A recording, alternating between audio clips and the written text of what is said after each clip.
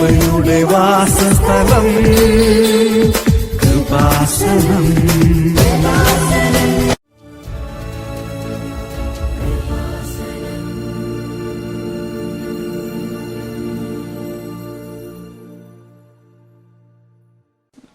ദൈവനാമത്തിന് മഹത്വം ഉണ്ടാകട്ടെ. എൻ്റെ പേര് ആൻ്റണി, ഭാര്യ ഷാര, മകൻ ഡാനിയൽ. ഞങ്ങളിന്ന് വന്നിരിക്കുന്നത് മകൻ ഡാനിയലിന് വേണ്ടി സാക്ഷ്യം പറയാനായിട്ടാണ്. ഞങ്ങൾ ആദ്യമായിട്ട് ഓൺലൈൻ ഉടമ്പടിയാണ് എടുക്കുന്നത്. സെപ്റ്റംബർ 2022 ഓൺലൈൻ ഉടമ്പടി എടുത്ത് ഞങ്ങൾ 6 നിയോഗങ്ങൾ വെച്ചിരുന്നു. അതിൽ സത്യം പറഞ്ഞാൽ 6ാമത്തെ നിയോഗമായിരുന്നു ഒരു കുഞ്ഞ് എന്നുള്ളത്. മറ്റ് നിയോഗങ്ങൾക്കാണ് ഞങ്ങൾ കൂടുതൽ പ്രാധാന്യം നൽകിയിരുന്നത്. കാരണം ഞങ്ങൾക്ക് കുഞ്ഞെന്നൊരു ഇത് ഒരു ബുദ്ധിമുട്ടുള്ളൊരു കടമ്പ തന്നെയായിരുന്നു. കാരണം വൈഫിന് കുറച്ചു കാലം മുൻപ് ഒരു ഒവേറിയൻ ട്യൂമർ സ്ഥിരീകരിക്കുകയും ഒരു ഓവറി കംപ്ലീറ്റായി റിമൂവ് ചെയ്യുകയും സെക്കൻഡ് ഓവറിയുടെ ചെറിയൊരു പോർഷൻ റിമൂവ് ചെയ്യുകയും ചെയ്യുകയുണ്ടായി. അതിനുശേഷം പല ഗൈനക്കോളജിസ്റ്റുകളും പറയുകയുണ്ടായി ഒരു കുഞ്ഞെന്ന ഒരു ഇത് കുറച്ച് ബുദ്ധിമുട്ടുള്ള കാര്യമാണെന്ന്. അപ്പോൾ ഞങ്ങളുടെ മറ്റു ജോലി സംബന്ധമായും സാമ്പത്തികമായും മറ്റു കുടുംബകാര്യങ്ങളുമായിട്ടുള്ള പല നിയോഗങ്ങളും വെച്ചിട്ട് 6ാമത്തെ നിയോഗമായിട്ടാണ് കുഞ്ഞിൻ്റെ വെച്ചത്. അങ്ങനെ ഞങ്ങൾ ഉടമ്പടി എടുത്ത ആദ്യത്തെ മാസം തന്നെ വൈഫ് കൺസീവ് ആവുകയാണ് ഉണ്ടായത്. കൺസീവായി 6 മാസം വരെ കാര്യങ്ങളെല്ലാം എല്ലാ ചെക്കപ്പുകളും എല്ലാം നോർമലായിരുന്നു. ഞങ്ങൾ UAE-യിലായിരുന്നു ആ സമയത്ത്.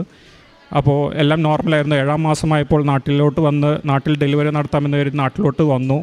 നാട്ടിൽ വന്നതിന് ശേഷം തൊട്ട് ആൾക്ക് പ്രഷർ വേരിയേഷൻ, പിന്നെ കുറച്ച് ദേഹത്ത് നീർക്കെട്ട്, അങ്ങനത്തെ ലക്ഷണങ്ങളൊക്കെ കണ്ടു തുടങ്ങി. ഹോസ്പിറ്റലിൽ പോയപ്പോഴാണ് മനസ്സിലാവുന്നത് ആൾ കോവിഡ് പോസിറ്റീവ് ആണെന്ന്.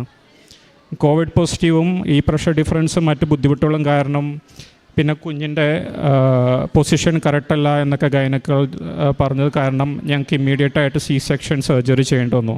7ാം മാസത്തിൽ C-സെക്ഷൻ സർജറി ചെയ്ത് അവരപ്പോൾ പറഞ്ഞത് അമ്മയുടെ കാര്യത്തിലോ കുഞ്ഞിൻ്റെ കാര്യത്തിലോ ആരെങ്കിലും ഒരാളുടെ കാര്യത്തിൽ ഗ്യാരണ്ടി പറയാൻ പറ്റും എന്നായിരുന്നു. അതിനുശേഷം ഭാഗ്യവശാൽ ഞങ്ങളെല്ലാവരും പ്രാർത്ഥനയിലായിരുന്നു. അതിക്ക് മുന്നേ ഞാൻ നേരിട്ട് വന്ന് മാർച്ച് മാസത്തിൽ ഉടമ്പടി എടുക്കുകയുണ്ടായി. ഏപ്രിൽ 18 കുഞ്ഞിൻ്റെ C-സെക്ഷൻ നടക്കുന്നു, പുറത്തെടുക്കുന്നു. കരച്ചിലും കാര്യങ്ങളെല്ലാം ഉണ്ടായി. വലിയ കുഴപ്പങ്ങളൊന്നും ഇല്ലാണ്ട് പോയിക്കൊണ്ടിരുന്നു. ഇൻക്യുബേറ്ററിലായിരുന്നു ഒരു 2 ആഴ്ച കാലം. അവൻ മൈൽ സ്റ്റോൺസൊക്കെ അച്ചീവ് ചെയ്തുകൊണ്ടിരുന്നു. കുഞ്ഞിനെ ഞങ്ങൾ ആദ്യമായിട്ട് കണ്ടപ്പോൾ തന്നെ ഉടമ്പടി തൈലമാണ് കാലിൽ തേച്ച് കൊടുത്തത്. അവൻ്റെ മൈൽ സ്റ്റോൺസൊക്കെ അച്ചീവ് ചെയ്തു വന്നു. അങ്ങനെ പോയിക്കൊണ്ടിരിക്കുമ്പോഴാണ് അടുത്ത തടസ്സം. വൈഫിൻ്റെ ബൈസ്റ്റാൻഡേഴ്സായിട്ട് നിന്നിരുന്ന വൈഫിൻ്റെ സിസ്റ്ററും ബ്രദേഴ്സും എല്ലാം അവർക്കെല്ലാം വൈറൽ ഫീവർ സ്ഥിരീകരിച്ചു. അടുത്ത പ്രശ്നം, അപ്പോൾ കുഞ്ഞിനെ തന്നെ NICU-യിൽ തന്നെ കുട്ടീനെ വേറൊരു ബെഡിലോട്ട് ഐസൊലേറ്റ് ചെയ്യുകയാണ് ഉണ്ടായത്. അപ്പോൾ എല്ലാവരും ഒരുപാട് ഭയന്നു. കാരണം ഇത്രയും കടമ്പ കടന്ന് കുഞ്ഞ് ഇതുവരെ എത്തി, എന്നിട്ട് വീണ്ടും കുഞ്ഞിനെങ്ങാനൊരു വൈറൽ ഫീവർ കിട്ടിക്കഴിഞ്ഞാൽ അത് വീണ്ടും പ്രശ്നമാകും. ഡോക്ടേഴ്സെല്ലാം പേടിച്ചു. നമ്മുടെ കുഞ്ഞിൻ്റെ കാര്യവും പ്രശ്നം, മറ്റു കുഞ്ഞുങ്ങൾക്ക് ഇത് കിട്ടുകയാണെങ്കിൽ അവരുടെ കാര്യവും പ്രശ്നം. ഭാഗ്യവശാൽ അവിടെയും മാതാവ് ഞങ്ങളെ കാത്തു. അവന് കുഴപ്പമൊന്നുമില്ലാണ്ട് 3ാമത്തെ ആഴ്ച കഴിഞ്ഞപ്പോഴേക്കും NICU മാറ്റി മറ്റ് മൈൽ സ്റ്റോൺസ് എല്ലാം അച്ചീവ് ചെയ്ത് ഇപ്പോൾ നല്ല ഹെൽത്തി ആയിട്ട് തന്നെ ഇരിക്കുന്നു. 2 ദിവസം മുന്നേ മാമോദീസയായിരുന്നു. മാമോദീസ കഴിഞ്ഞ് കൊണ്ടുവന്ന് സാക്ഷ്യം പറയാനായിരുന്നു. അപ്പോൾ അങ്ങനെ അതിൻ്റെ നന്ദി പറയാനായിട്ടാണ് ഞങ്ങൾ ഇന്നോട് വന്നിരിക്കുന്നത്. പിന്നെ ഉടമ്പടി എടുത്തതിന് ശേഷം ദൈവികമായി കൂടുതൽ ദൈവത്തോട് കൂടുതൽ അടുക്കുവാനും, ഞാനൊരു ഞായറാഴ്ച ക്രിസ്ത്യാനി മാത്രമായിരുന്നു. സോ അതിൽ നിന്നൊക്കെ ഒരുപാട് മാറി ദൈവത്തിലോട്ട് കൂടുതൽ അടുക്കുവാനും, സ്ഥിരമായി പള്ളിയിൽ പോകാനും, ബൈബിൾ വായിക്കുവാനും, വിശേഷ ദിവസങ്ങളിൽ മാത്രം കുമ്പസാരിച്ചുകൊണ്ടിരുന്ന ഈസ്റ്റർ ക്രിസ്മസ് ഇതിനൊക്കെ മാത്രം കുമ്പസാരിച്ചുകൊണ്ടിരുന്ന വ്യക്തിയായിരുന്നു ഞാൻ. അതെല്ലാം മാറി 2 ആഴ്ച കൂടുമ്പോൾ കറക്റ്റായി കുമ്പസാരിക്കാനും മറ്റു കാര്യങ്ങൾ ചെയ്യാനും കാരുണ്യ പ്രവൃത്തികൾ ചെയ്യാനും എല്ലാം ശ്രദ്ധിച്ചു പോകുന്നു. ഇങ്ങനെ ദൈവത്തിനും മാതാവിനും നന്ദി. കാരുണ്യപ്രവൃത്തികളെല്ലാം ഞങ്ങളെക്കൊണ്ടാവുന്ന വിധം ചെയ്യാറുണ്ട്. സാമ്പത്തിക സഹായമായോ വിദ്യാഭ്യാസ സഹായമായോ ഞങ്ങളെക്കൊണ്ട് പറ്റുന്ന രീതിയിൽ മറ്റുള്ളവർക്ക് സഹായങ്ങൾ ചെയ്യാറുണ്ട്. എല്ലാം പറ്റാവുന്ന രീതിയിൽ ഞങ്ങൾ പാലിച്ചു പോരുന്നു. ഇത്രയാണ് പറയാനുള്ളത്. മാതാവിനും തിരുക്കുമാരനും 1000 നന്ദി. 1 ദിനവൃത്താന്തത്തിൻ്റെ പുസ്തകം 17-ാം അധ്യായം 16 മുതലുള്ള തിരുവചനങ്ങളിൽ നാം ഇപ്രകാരം വായിക്കുന്നു: കർത്താവായ ദൈവമേ, അവിടുന്ന് എന്നെ ഈ നിലയിൽ എത്തിക്കാൻ ഞാനോ എൻ്റെ കുടുംബമോ എന്തുള്ളൂ? കർത്താവെ, ഈ ദാസന് വേണ്ടി ഈ വലിയ കാര്യങ്ങളെല്ലാം അവിടുന്ന് സ്വമനസ്സാ ചെയ്തിരിക്കുന്നു, അവ പ്രസിദ്ധമാക്കുകയും ചെയ്തിരിക്കുന്നു. തങ്ങൾക്ക് കുഞ്ഞ് വേണം, എന്നാൽ കുഞ്ഞിനെ ലഭിക്കുന്നതിനുള്ള സാഹചര്യങ്ങളും സാധ്യതകൾ തങ്ങളുടെ മുമ്പിൽ കുറവാണ്.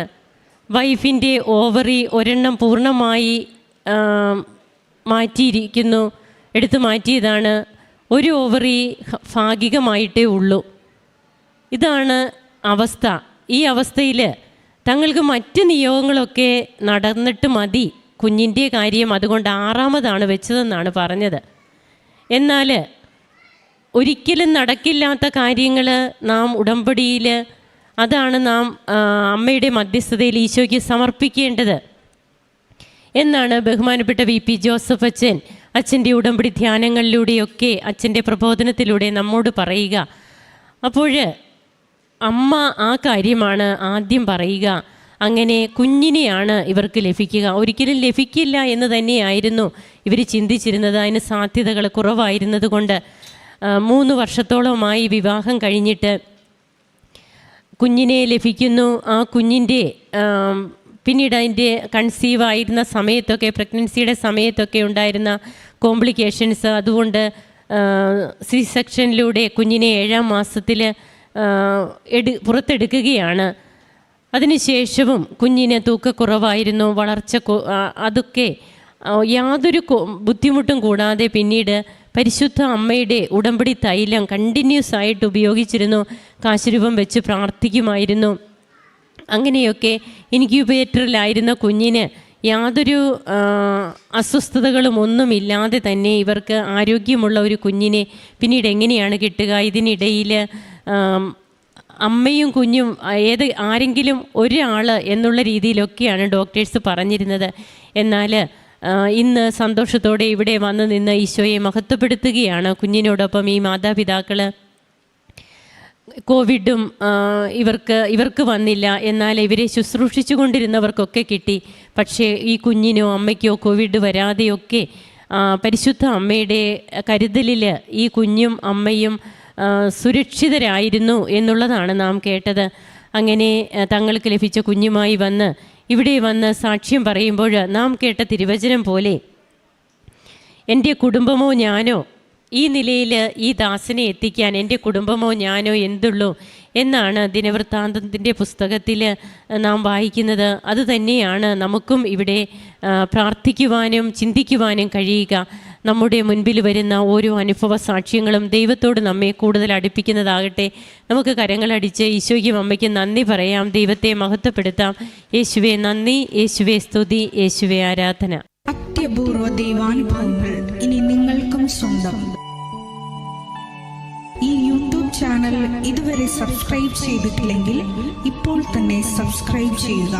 ഈ വീഡിയോ ഇപ്പോൾ തന്നെ നിങ്ങളുടെ സുഹൃത്തുക്കൾക്ക് ഷെയർ ചെയ്തുകൊണ്ട് കർത്താവിൻ്റെ പ്രേക്ഷിതരാകുക.